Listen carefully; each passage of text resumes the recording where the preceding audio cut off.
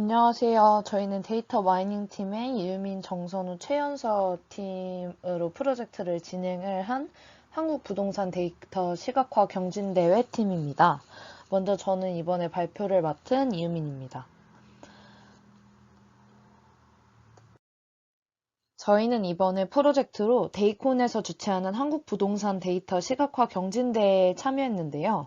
여러 자산의 형태가 있지만 그 중에서도 우리의 경제와 정치에 가장 많은 영향을 주었던 것은 바로 부동산입니다. 따라서 지금까지 한국의 부동산 변화를 분석해서 사회 전반에 어떤 영향을 미치는지를 파악한다면 미래에 관한 인사이트를 발굴할 수 있을 것이라는 배경하에 한국의 부동산 가격 변화 및 사회와의 관련성을 분석하는 것이 이 경진대회의 주제였습니다. 저희의 주요 목표는 한국 부동산 움직임이 쉽고 명확하게 보이도록 시각화하는 것이 첫 번째였고, 이를 통해 사회 현상을 설명하는 인사이트를 발굴하는 것이 두 번째 목표였습니다. 저희는 먼저 세부 아이디어를 앞으로 5년 집을 사고 팔 타이밍은 정해져 있다라는 책에서 얻었는데요. 한국의 부동산이라고 하면 그 범위가 너무 넓었기 때문에 부동산 중에서도 아파트에 그리고 특히나 서울 아파트의 가격에 초점을 맞췄습니다. 또한 집값의 상승뿐만 아니라 향후 집값의 하락의 시점까지 예측하는 방향으로 방향성을 정했는데 이 슬라이드에서 보이시는 게 데이콘에서 제공해준 데이터였는데요. 한국은행 데이터와 그리고 KB부동산 데이터만으로는 한계가 있었고, 따라서 관련 데이터의 추가 수집을 진행을 했습니다. 그리고 집값 상승과 하락에는 정부의 정책 및 인구 통계가 많은 영향을 끼쳐왔다는 관련성을 논문들을 통해서 찾고, 이를 시각화할 수 있는 자료 수집도 추가로 진행을 했습니다. 먼저 현 정부에서는 특히나 20차례가 넘는 부동산 규제를 하고 있음에도 불구하고 서울 아파트 값은 천정부지로 오르고 있는 상황이었습니다. 우선 서울 아파트 값의 양상을 알아보고자 KB부동산과 통계청 데이터를 활용을 했는데요.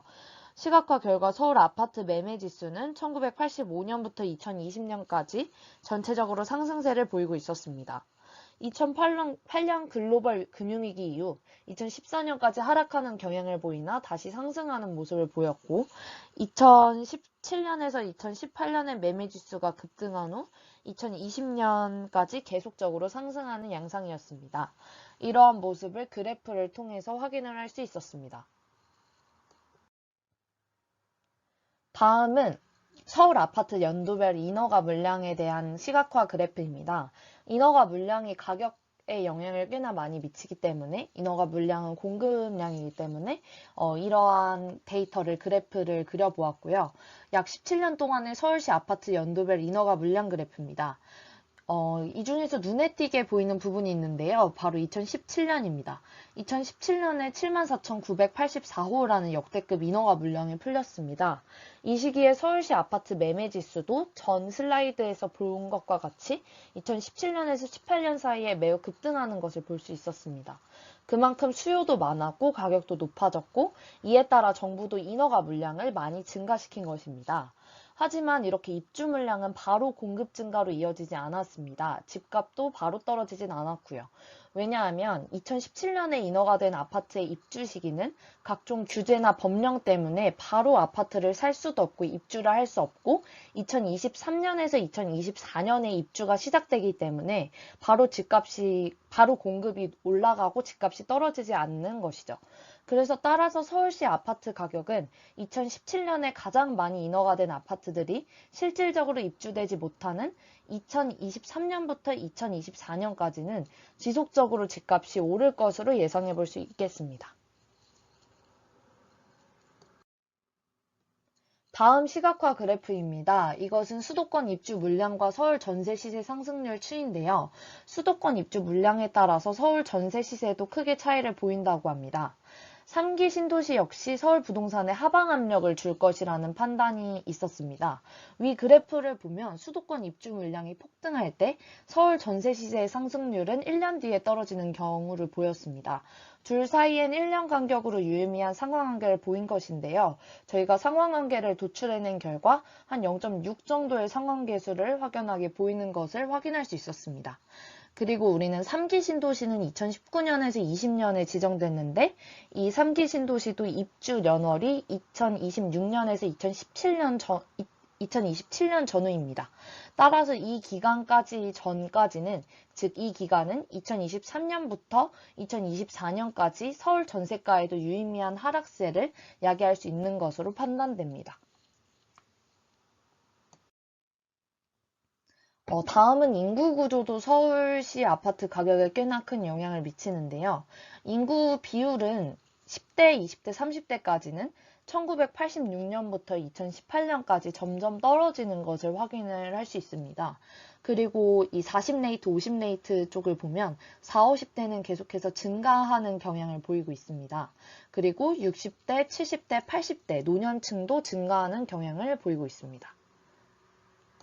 통계청에서 2040년까지 인구 구조를 예측한 데이터를 활용해서 인구 비율 변화 예측 그래프를 그려보았습니다. 아파트를 구매하는 주 연령층이 50대로 여러 논문에서 밝혀졌는데요. 즉 그 그래프인 연두색 그래프를 살펴보면 2020년까지는 50대가 계속해서 50대의 인구 비율이 높아지는 현상을 볼 수 있습니다. 하지만 2020년도부터 2040년까지는 50대의 비율이 점차 줄어들고 급기야 2035년에는 60대가 그 비율을 넘어섭니다. 따라서 저희는 아파트 구매력을 많이 가지고 있는 50대의 영향력이 줄어듦에 따라 서울 아파트의 가격도 영향이 있지 않을까 살펴보았습니다. 방금 전까지 말씀드린 것을 조금 복습을 해보자면 2023년에서 2024년까지는 서울 아파트 인허가 물량과 3기 신도시 등의 입주가 아직까지 실행되지 않는 것을 바탕으로 해서 2023년에서 2024년까지는 서울시 아파트 가격이 계속해서 상승할 것으로 예측을 했습니다. 그렇다면 그 이유는 어떻게 될지 한번 저희가 예측을 해봤는데요. 그것을 예측하기 위해서 방금 전에 설명해드린 인구 구조와 50대 인구 비율을 사용을 했습니다. 물론 서울 아파트 시세가 이 갈색 그래프인데 다른 요소에 의해 상승하고 하락하는 경우도 보입니다. 1998년에 IMF 때도 하락을 하는 경우가 보였고, 그리고 2010년도 이후에도 살짝 하락하는 경우가 보입니다.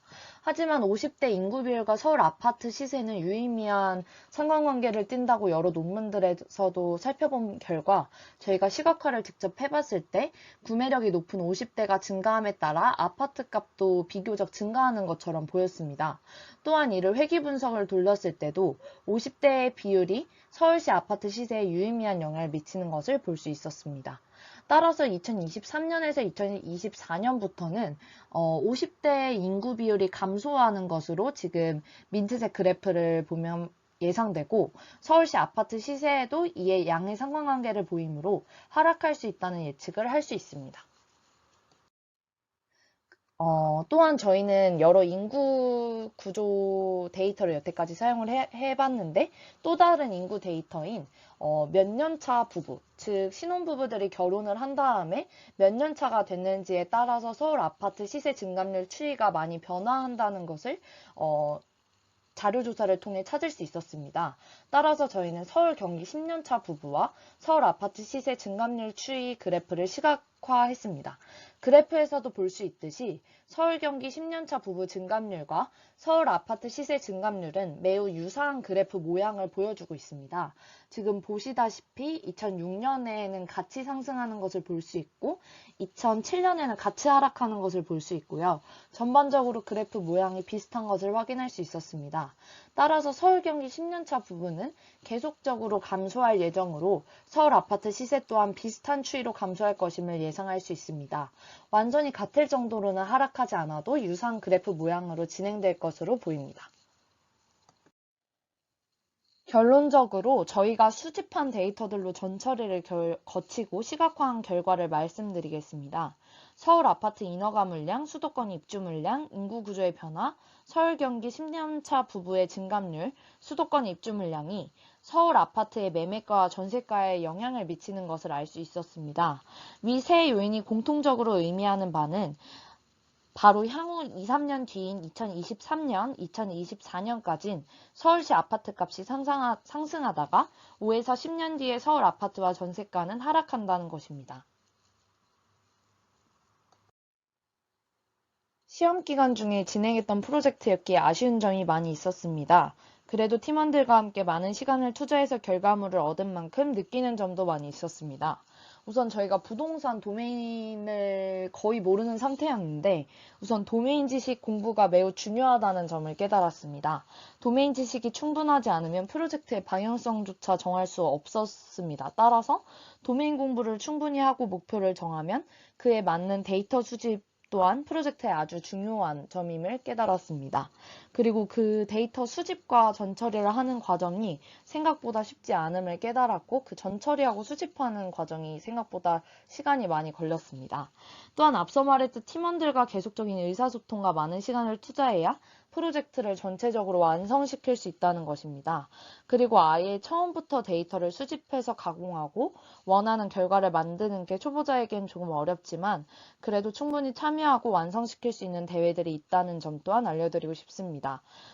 조금 급작스럽게 만든 발표물이라 조금 부족하지만 저희가 종강이 거의 끝난 지 얼마 되지 않아 이해 부탁드립니다. 감사합니다.